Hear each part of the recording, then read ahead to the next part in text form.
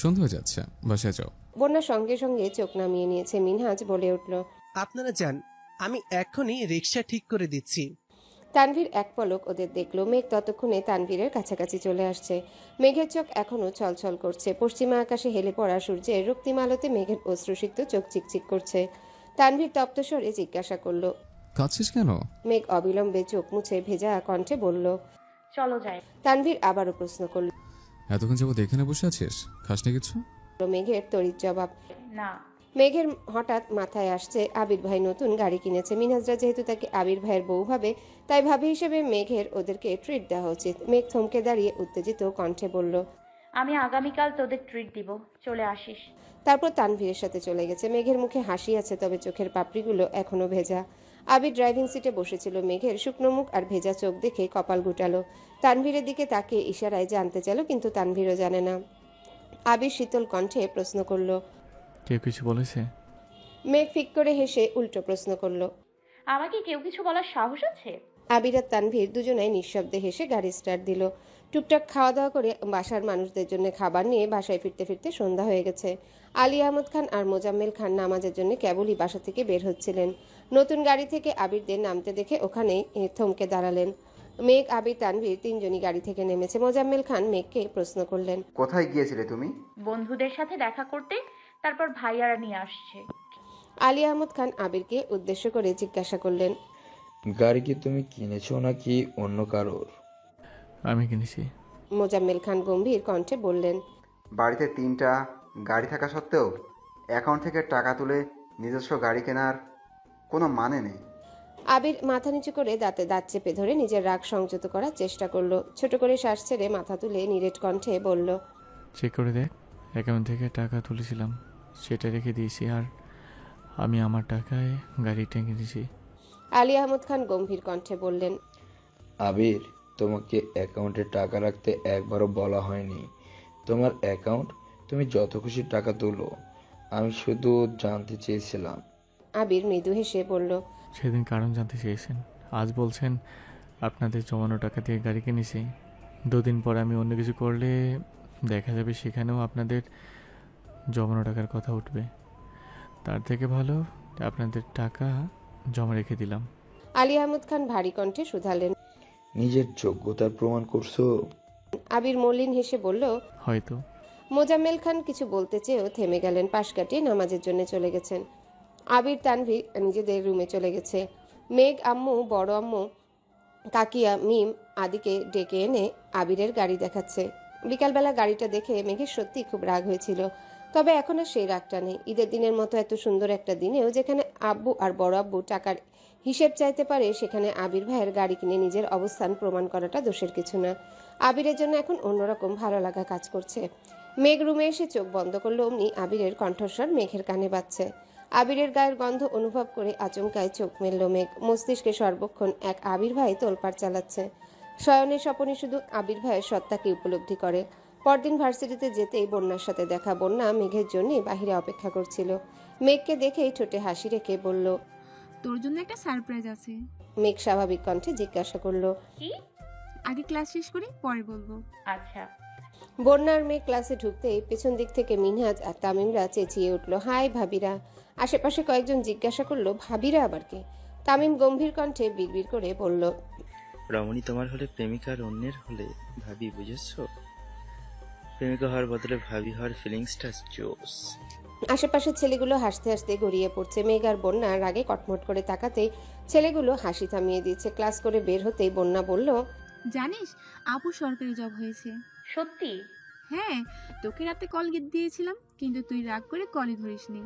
মেঘ মৃদু হেসে বলল, না, রাগ করিনি, আসলে আমারই ভুল।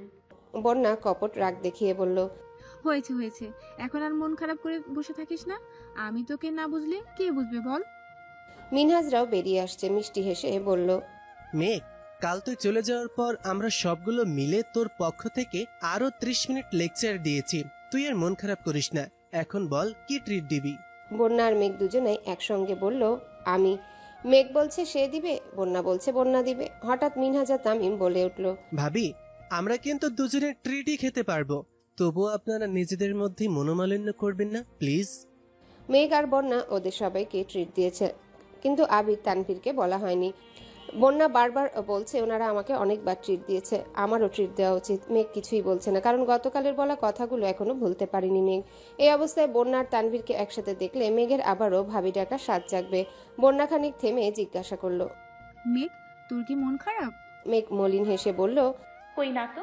এমন সময় আবির কল দিয়েছে। মেঘ কল রিসিভ করে খুব ধীরে সুস্থে ফিসফিস করে কথা বলছে। মিষ্টি সবার উদ্দেশ্যে বিড়বিড় করে বলল, মন খারাপ হওয়ার আগেই যদি প্রিয় মানুষের কল চলে আসে, তখন মন খারাপ হওয়ার সুযোগই থাকে না। বন্যা, সময় আছে, ভেবে দেখ।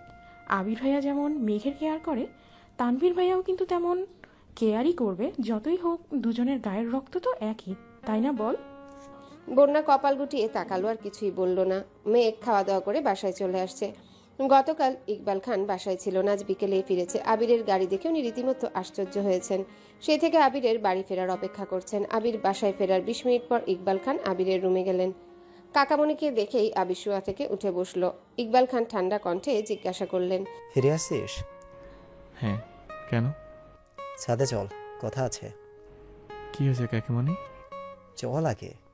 আবিরকে নিয়ে ছাদে চলে আসছেন। ছাদের মাঝ বরাবর বসে ইকবাল খান ধীর কণ্ঠে জানতে চাইলেন, তুই যা করছিস তা কি বুঝে শুনে করছিস? আবির কপাল গুটিয়ে শুধালো, মানে? তোকে গাড়ি কেনার জন্য নিষেধ করেছিলাম আমি। বারবার বলেছি আমার গাড়িটাই তোর, তারপরও তুই গাড়ি কিনলি কেন? আমার কারো কথা শুনতে ভালো লাগে না। তুই যে দংশনীলায় মেতেছিস, এর ফলাফল খুব ভয়ানক হবে। আবির নিশ্চুপ মাথা নিচু করে বসে আছে। ইকবাল খান ধীর কণ্ঠে প্রশ্ন করলেন, তুই কি জেনে বুঝে মেঘকে ভালোবেসেছিস? ইকবাল খানের দিকে আশ্চর্য নয়নে তাকিয়ে আছে আবির। কাকামণি মেঘের কথা কিভাবে জানতে পারলো? আবির আনমনে বলল, যখন ভেবেছিলাম তখন বাসায় সিচুয়েশন জানা বা বোঝার সময় ছিল না। ইকবাল খান মেকিস্বরে বললেন, এখন তো বুঝতেছিস, ছেড়ে দিতে পারবি? আবির গর্জে উঠে বলল, না, আমি ওকে ছাড়া বাঁচব না। আমি তো দিব্যি বেঁচে আছি, আর ভালোও আছি। আবির নিরেট কণ্ঠে বলল, আমি তোমার মতো শক্ত খোলসে নিজেকে আবদ্ধ করে সারা জীবন কাটাতে পারবো না কাকিমণি। বাসায় পরিস্থিতি বোঝার পর থেকে এখন পর্যন্ত নিজের অনুভূতিগুলো বন্দি করে রাখতে রাখতে আর পারছি না। তবুও মনের কোণে তীক্ষ্ণ আলো জ্বলছে, মনে হচ্ছে হয়তো সব কিছু ঠিক করতে পারবো। যদি ঠিক না হয় তখন? আবির মৃদু হেসে বলল, যা কিছু হতে পারে। ইকবাল খান শান্ত স্বরে বললেন, তোদের অপ্রকাশিত আবেগগুলো দেখে মাঝে মধ্যে আমারই ভয় হয়। মেয়েটার মুখের দিকে তাকানো যায় না। আমার হাতে ক্ষমতা থাকলে আমি ধুমধাম করে তোদের বিয়ে দিয়ে দিতাম। আবির মুচকি হেসে বলল। ইকবাল খান শক্ত কণ্ঠে বললেন, ইনশাল্লাহ, আমি সব সময় তোর পাশে আছি। আর পাশে আছি বলেই তোকে গাড়ি কিনতে নিষেধ করেছিলাম। টাকা খরচ করতে বারবার নিষেধ করি। কখন কোন পরিস্থিতি সামনে আসে বলা যায় না। সমস্যা নেই, তুমি চিন্তা করো না। আবির আর ইকবাল খান বেশ কিছুক্ষণ ছাদে কথা বলল। আবির হঠাৎ প্রশ্ন করল, আচ্ছা কাকিমণি, আমি মেঘকে পছন্দ করি এটা তুমি কিভাবে জানো? ইকবাল খান শান্ত স্বরে বললেন, আমি আরো 6 মাস আগে থেকেই তোদের খেয়াল করেছি। প্রথম এতটা বুঝতে না পারলেও ধীরে ধীরে বুঝতে পেরেছি। শোন, বাসায় একটু সাবধানে থাকিস। আচ্ছা। আবির নিজের রুমে চলে গেছে। দেখতে দেখতে আরো 15 দিন কেটে গেছে। এর মধ্যে বন্যা, একদিন মিম, মেঘ, আদি, তানভীর, আবির সবাইকে ট্রিট দিয়েছে। আজ ভোরবেলা ঘুম থেকে উঠে না খেয়ে তানভীর বেরিয়ে গেছে। আবিরও তাড়াহুড়ো করে নাস্তা করে বেরিয়েছে। আবির আজ আব্বুর অফিসে যায়নি, সরাসরি নিজের অফিসে চলে আসছে। দুপুরের দিকে আবির ল্যাপটপে কাজ শেষ করে চেয়ারে হেলান দিয়ে সবেমাত্র চোখ বন্ধ করেছে। এমন সময় কাকিয়ার নাম্বার থেকে কল আসছে। আবির কপাল গুটিয়ে তাকালো। সচরাচর কাকিয়া আবিরকে কল দেয় না বললেই চলে। আবির কল রিসিভ করে ধীর কণ্ঠে বলল, হ্যাঁ কাকিমণি বলো। ভাইয়া, আমি মিম। মিমের গলা কাঁপছে, ফিসফিস করে কথা বলছে। আবির ভারী কণ্ঠে জিজ্ঞেস করলো, কি হয়েছে? বাসায় কোনো সমস্যা? মিম কাঁপা কাঁপা কণ্ঠে বলল, আপুকে দেখতে আসা মানুষগুলোকে আগেরবার আপনারা বাসায় আসতে দেননি, এটা চাচু বুঝে গেছেন। তাই আপনাদের না জানিয়ে আজ আরেকটা ফ্যামিলিকে বাসায় আসতে বলেছেন। কিছুক্ষণের মধ্যেই তারা চলে আসবে। প্লিজ ভাইয়া, হ্যাঁ আপনি কিছু করুন। মিমের মুখে অকল্পনীয় কথাটা শুনতেই আবিরের শরীর ঝাঁকুনি দিয়ে উঠেছে। আকস্মিক মেরুদণ্ড সোজা হয়ে গেছে, নিঃশ্বাস আটকে আছে গলায়, শ্বাসনালীতে তুফান। মুহূর্তের মধ্যে চোখের শিরা উপশিরা রক্তাভ বর্ণ ধারণ করেছে, বক্ষস্পন্দন বেড়ে আকাশ ছোঁয়ার পথে। আবির নিজের সর্বোচ্চ অনুবলে মেঘকে যতই আগলে রাখতে চেয়েছে, প্রতিনিয়ত ততই বিপাকে পড়ে যাচ্ছে। মেঘের মুখে নিরন্তর হাসি ফুটাতে আবির নিজের সাথে একের পর এক নিগুড়ো বিগ্রহ করেই চলেছে, তারপরও কোনো কিনারা পাচ্ছে না। কণ্ঠস্বরে তেজ ঢেলে আবির শক্ত কণ্ঠে জিজ্ঞাসা করল, আমরা সবাই আপুর রুমে বসে আছে আর আপুকে সাজুগুজু করতে বলছে, কিন্তু আপু চুপচাপ বসে আছে। আবির চোখ বন্ধ করে শ্বাস টেনে পরপর সর্বশক্তি দিয়ে নিঃশ্বাস ছেড়ে নিজেকে নিরুদ্ধ করার চেষ্টা করলো। অতঃপর নিরেট কণ্ঠে বলল, ওকে বলিস সাজুগুজু করতে হবে না, আর দেখিস ওই দিনের মতো কান্নাকাটি যেন না করে। মিম আতঙ্কিত কণ্ঠে বলল, আপনি এখন বাসায় আসলে সমস্যা হবে। আবির অদম্য কণ্ঠে বলল, বাসায় আসবো না। শোন, তোর দায়িত্ব হলো যত দ্রুত সম্ভব ওই ছেলের বাবার নামটা জেনে আমায় কোনোভাবে টেক্সট করে জানাবি। মিম শীতল কণ্ঠে বলল, আচ্ছা। আবির কল কেটে দিয়েছে। মিমের সাথে আবির শান্ত স্বরে কথা বলেছে ঠিকই, কিন্তু আবিরের ভেতরটা রাগ আর দুশ্চিন্তায় ফেটে যাচ্ছে। মেঘ বাসায় অল্প সাজুগুজু করলেই আবিরের কলিজায় আঘাত লাগে। নিজের দৃষ্টি সামলে একের পর এক দোয়া পড়তে থাকে যাতে মেঘের উপর শয়তানের কুনজর না পড়ে। সেখানে কোথাকার কোন পরিবার মেঘকে দেখতে আসবে, এটা আবির বেঁচে থাকতে কোনোভাবেই সহ্য করতে পারবে না। তানভীরকে কল দিতে দিতে আবির দ্রুত অফিস থেকে বেরিয়ে গেছে। রাকিব, রাসেল কারোর সাথেই দেখা হয়নি। এদিকে মেঘ বিছানায় হেলান দিয়ে বসে, আশেপাশে আম্মু, বড় আম্মু, কাকিয়া সবাই মেঘকে বুঝাচ্ছে, রেডি হতে বলছে। মেঘের সেসবে মনোযোগ নেই। আজ মেঘের চোখে এক ফোঁটা পানিও নেই। মেঘ কোথায়? সেদিন প্রথমবারের মতো কেউ বা কারা দেখতে আসবে কথাটা শুনে মেঘ নিজেকে শান্ত রাখতে পারেনি। তার উপরে আবিরের উদাসীনতা মেঘকে আরো বেশি কাঁদিয়েছিল। কিন্তু রাতের বেলা আবিরের কথা শুনে মেঘ সবটাই বুঝেছিল আর নিজেই নিজেকে বকেও ছিল। তাই আজ মেঘের মনে আতঙ্কের রেশ মাত্র নেই। দিব্যি বিছানায় হেলান দিয়ে বসে আঙ্গুর খাচ্ছে। হালিমা খান চাপা স্বরে বললেন, এই মেঘ, আর কতক্ষণ এভাবে বসে থাকবি? উঠে রেডি হ, ওনারা কখন জানি চলে আসেন, তখন তোর আব্বু রাগারাগি করবে। মেঘ স্তম্ভিত দৃষ্টিতে তাকিয়ে ঠান্ডা কণ্ঠে বলল, আম্মু আমি শান্তি করে খাচ্ছি, এটা কি তোমার সহ্য হচ্ছে না? সহ্য হবে না কেন? তুই রেডি হসনি শুনে তোর আব্বু যে চিল্লাচিল্লি করবে, তখন আমি কি করব? ওনারা চলে গেলে না হয় আবার খাইস। আকলিমা খান শান্ত স্বরে বললেন, তোমার আব্বু আর বড় আব্বুকে তো চেনই, সময়ের কাজ সময় না করলে মেজাজ গরম হয়ে যায়। এমন সময় মিম রুমে আসছে। নিচে আব্বু চাচুর কথোপকথনে ছেলে আর তার বাবার নাম শুনে আম্বুর নাম্বার থেকে আব্বিরকে মেসেজ দিয়ে জানিয়েছে, অতঃপর উপরে আসছে। আলী আহমদ খান বাসায় নেই। ইকবাল খানকে আকলিমা খান জানানোর পরই তিনি বাসায় চলে আসছে। মোজাম্মেল খানকে বারবার বোঝানোর চেষ্টা করছেন, অথচ মোজাম্মেল খান কিছু বুঝতেই চাইছে না। আবিরকে কল দিয়ে বললে আবির উল্টাপাল্টা কিছু করে ফেলবে, এই ভয়ে ইকবাল খান নিজেই বোঝানোর চেষ্টা করছেন। মিম মেঘের রুমে ঢুকতেই মেঘ খাওয়া বন্ধ করে চোখ তুলে তাকালো। সহসা মিম চোখের ইশারায় আবিরকে জানানোর কথাটা বুঝিয়ে দিয়েছে। মেঘ দীর্ঘ নিঃশ্বাস ছেড়ে আম্মুদের দিকে এক পলক তাকিয়ে শীতল কণ্ঠে বলল, তোমরা থামো, আগে ওনারা আসুক তারপর আমি সাজবো। মালিয়া খান শান্ত স্বরে মেঘকে বোঝানোর চেষ্টা করলেন, কিন্তু মেঘের এক কথা, দেখতে আসলে তবেই সে সাজবে। এমনকি তাদের দেখানোর জন্য মেঘ সবকিছু রেডিও করে রেখেছে। ঘন্টা পেরিয়ে যাচ্ছে কিন্তু বাসায় মেহমান আসছে না। মালিয়া খান আর আকলিমা খান মেঘের রুমে বসে আছেন, তবে সেদিকে মিম মেঘের কোনো মনোযোগ নেই। মিম মেঘের উপর হেলান দিয়ে শুয়ে তার স্কুলের গল্প করছে, আর মেঘ মিমের মাথায় হাত বুলিয়ে দিচ্ছে আর গল্প শুনছে। মোজাম্মেল খান আর ইকবাল খান অনেকক্ষণ অপেক্ষা করলেন, কিন্তু কেউই আসছে না। প্রথমে ভেবেছিলেন হয়তো জ্যামে আটকে আছে, এজন্য কল দেননি, কিন্তু অপেক্ষা করতে করতে এক প্রকার বিরক্ত হয়ে কল দিলেন সেই লোকের নাম্বারে। প্রথমবারেই কল রিসিভ হলো। মোজাম্মেল খান তপ্ত স্বরে জিজ্ঞাসা করলেন, আপনারা কোথায় আছেন? লোকটা কাঁপা কাঁপা গলায় বলল, আমি অফিসে আছি। মোজাম্মেল খান বিরক্ত ভরা কণ্ঠে জিজ্ঞাসা করলেন, আমাদের বাসায় আসার কথা কি ভুলে গেছেন? লোকটা ঢোক গিলে কিছুক্ষণ থেমে অতঃপর বললেন, না ভাই, ভুল নাই, কিন্তু একটা সমস্যা হয়ে গেছে। কি সমস্যা? লোকটা আরো কিছুক্ষণ চুপ করে রইল। মোজাম্মেল খান এবার হালকা রাগী স্বরে বললেন, কি হলো? আসলে ভাই কিভাবে বলবো, আমার ছেলে অন্য এক মেয়েকে পছন্দ করে, তাকে ছাড়া অন্য কাউকে বিয়ে করবে না বলেছে, তাই শুধু শুধু। মোজাম্মেল খান রাগে কটমট করে বললেন, আপনার ছেলে অন্য কাউকে পছন্দ করে কিনা সে কথা কি আগে জানা উচিত ছিল না? আর সেদিন আপনার ছেলে তো সামনেই ছিল।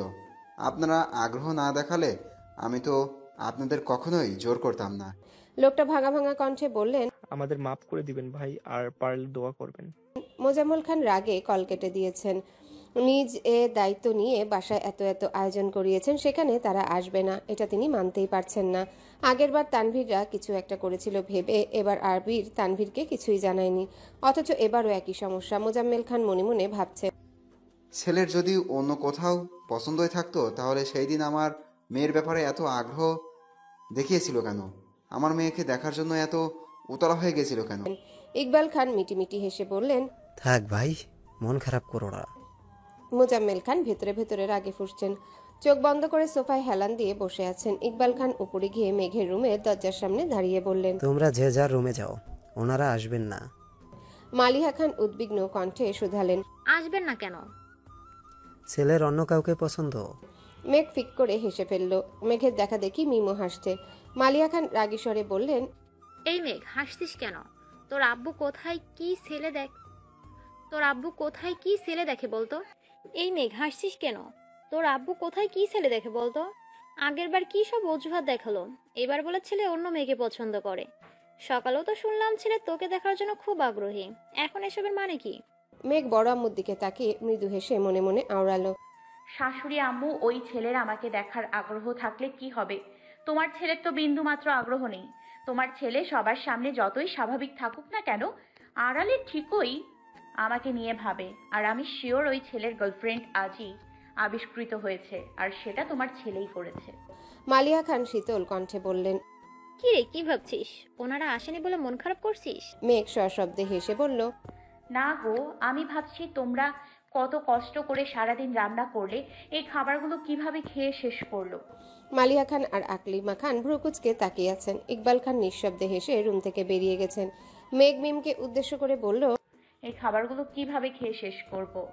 আমার ফোনটা দে তো, ভাইয়া আর আবির ভাইয়াকে কল দিয়ে আসতে বলি, একসাথে খাবো। মিম ড্রেসিং টেবিলের সামনে থেকে ফোন এনে মেঘকে দিল। মেঘ তানভীর আর আবির দুজনকে কল দিয়েছে, তবে ছেলের ব্যাপারে কিছু বলেনি, শুধু খাবার খেতে দাওয়াত দিয়েছে। মেঘের ফাজলামো দেখে মালিয়া খান আর আকলিমা খান দুজনেই চুপচাপ বেরিয়ে গেছেন। ওনারা চলে যেতে মেঘ আর মিম নিজেদের মধ্যে ফিসফিস শুরু করে দিয়েছে। সন্ধ্যার আগে আগে আবির বাসায় আসছে। পরনে ছাই রঙের শার্টের হাতা কোনোই অবধি ফোল্ড করা, বুকের উপর বোতামটা খোলা, চুলগুলো অগোছালো, শ্যামবর্ণের চেহারা ঘামে চিকচিক করছে। এক হাত পকেটে, অন্য হাত স্বাভাবিক রেখে বাসার ভেতর ঢুকছে। সোফায় মোজাম্মেল খান বসে আছেন, ওনার পাশে হালিমা খান দাঁড়িয়ে আছেন। মোজাম্মেল খান অতর্কিতে নিজের মনের ভেতরে ক্ষোভ প্রকাশ করছেন, আর হালিমা খান চুপচাপ দাঁড়িয়ে সেসব শুনছেন। মালিয়া খানরা যে যার রুমে, ইকবাল খান একটা কাজে বেরিয়েছেন। আবির স্বাভাবিক ভঙ্গিতে সিঁড়ি পর্যন্ত এগিয়ে গেল। এক পলক মামুনির দিকে তাকিয়ে কোমল কণ্ঠে বলল, মামুনি, এক কাপ কফি করে দিবা প্লিজ। হালিমা খান আবিরকে খানিক দেখে সঙ্গে সঙ্গে বললেন, কি ফ্রেশ হয়ে নে, আমি কফি বানিয়ে পাঠাচ্ছি। পাঠাতে হবে না, আমি ফ্রেশ হয়ে নিচে আসতেছি। আবির সচরাচর নিচের কফি নিজেই করে। সকালে মাঝে মধ্যে মালিহা খান নয়তো হালিমা খান করে দেন। আজ মূলত মোজাম্মেল খানের জন্য অসময়ে মামুনির কাছে কফি চাইছে আবির, যাতে মোজাম্মেল খানের চিল্লাচিল্লিটা কমে। আবির দুটা সিঁড়ি উঠতেই মোজাম্মেল খান আর চোখে আবিরকে দেখে গম্ভীর কণ্ঠে জিজ্ঞাসা করলেন, কোথায় ছিলে? আবির স্বাভাবিক কণ্ঠে বলল, অফিসে কেন? তানভীর কোথায়? আবিরের ভাবলেশীন জবাব। আমি কি জানি? মোজাম্মেল খান সূক্ষ্ম নেত্রে আবিরের দিকে তাকিয়ে আছেন। আবির মৃদু হেসে বলল, আমি কি যাবো চাচ্ছ? যাও। হালিমা খান কফি করতে রান্নাঘরে চলে গেছেন। মোজাম্মেল খান সোফায় চোখ বন্ধ করে বসে আছেন। আবিরের কথাবার্তা খুব স্বাভাবিক, সন্দেহজনক কিছুই চোখে পড়েনি। তানভীর জানলে এতক্ষণে সে অবশ্যই রিয়্যাক্ট করতো, অথচ তানভীরও এখনো পর্যন্ত শান্ত। সারাদিন বাসায় ফেরেনি, বাসার কারোর সাথে ফোনে কথা বলতেও তিনি দেখেননি। তার মানে তানভীরও কিছু জানে না। মোজাম্মেল খান দীর্ঘ নিঃশ্বাস ছেড়ে মনে মনে বললেন, তানভীর আবির কিছু না জানলে এমনটা হলো কিভাবে? তাহলে কি সত্যি ওই ছেলের অন্য জায়গায় পছন্দ আছে? আবির কিছুক্ষণের মধ্যে ফ্রেশ হয়ে শার্ট পাল্টে টি শার্ট আর ট্রাউজার পরে নিচে আসছে। মোজাম্মেল খান তখনও সোফায় বসা, তাই আবির সোফায় না বসে সরাসরি রান্নাঘরে চলে গেছে। কফির কাপ নিতে নিতে ধীর কণ্ঠে জিজ্ঞাসা করলো, কিছু হয়েছে নাকি? হালিমা খান তপ্ত স্বরে বললেন, না তেমন কিছু না। মোজাম্মেল খানের কড়া নিষেধ, আবির কিংবা তানভীরের সামনে মেঘের বিয়ে সম্পর্কিত কোনো আলোচনা যেন না হয়। আবির সবটাই জানে, তবুও নিজেকে স্বাভাবিক রাখার চেষ্টা করছে।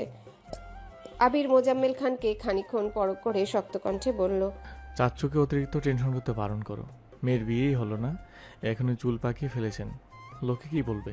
আবিরের দুষ্টামি বুঝতে পেরে হালিমা খান মৃদু হেসে বললেন, আমাকে বলছিস কেন? তুই গিয়ে বল। আবির হাতে কফির কাপ নিয়ে এগিয়ে যেতে যেতে ডাকলো, চাচ্চু। মোজাম্মেল খান আবিরের দিকে সরাসরি তাকে আস্তে করে বললেন। বলো। আবির ঠোঁট বেঁকিয়ে হেসে বলল, মামুনি বলেছে আপনার নাকি চুল পেকে যাচ্ছে, আপনাকে এখন আর আগের মতো ভালো লাগে না। মোজাম্মেল খান অনচ্ছ হেসে বললেন, তাই নাকি? এর মধ্যে হালিমা খান রান্নাঘর থেকে তেড়ে এসে আবিরের হাতে আস্তে করে থাপ্পড় দিয়ে বললেন, এই ফাজিল, আমি কখন এই কথা বললাম? আবির অনিশ্চয়তার স্বরে জবাব দিল, তুমি মনে মনে ভাবছিলে, এটাই চাচ্চুকে জানালাম। হালিমা খান রাগে রাগে মুখ করে আবিরের দিকে তাকিয়ে আছে। মোজাম্মেল খান আবির আর হালিমা খান দুজনকে কিছুক্ষণ দেখে গুরুভার কণ্ঠে বলল, তাহলে আমরা এখন কি করতে হবে? আবির ঢোক গিলে উষ্ণ স্বরে বলল, সব সময় হাসি খুশি থাকবেন, সবার সাথে স্বাভাবিকভাবে কথা বলবেন, নিজেকে সময় দিবেন, সাথে মামুনিকেও। বাকিটা মামুনি বলবে, আমি এখন পালাই। আবির টেবিলের উপর কাপ রেখে সিঁড়ির দিকে ছুটছে। মোজাম্মেল খান ঠোঁটে অস্পৃশ্য হাসি রেখে হালিমা খানের দিকে তাকালেন। আবিরের অকপটে বলা কথাগুলো হালিমা খানের মনের অন্তরালে লুকানো অব্যক্ত অনুভূতি। হালিমা খান স্বচ্ছ দৃষ্টিতে আবিরের দৌড় দেখছেন। 2-3 সিঁড়ি ফাঁক দিয়ে দিয়ে দ্রুত উঠছে ছেলেটা। ওর উপরে ওঠা তারা দেখে মনে হচ্ছে সবেমাত্র কাউকে আহত কিংবা নিহত করে আসছে। আশেপাশের মসজিদে মাগরিবের আজান পড়ছে। মোজাম্মেল খান বসা থেকে উঠে উচ্চস্বরে ডাকলো, হ্যালো বন্ধুরা, পরবর্তী পার্ট খুব তাড়াতাড়ি আসবে, তো সবাই অপেক্ষায় থাকো। আর চ্যানেলটি যারা এখনো সাবস্ক্রাইব করোনি তারা পরবর্তী পার্ট দেখার জন্য চ্যানেলটি সাবস্ক্রাইব করে রেখো। ধন্যবাদ সবাইকে, আমাদের সাথেই থেকো।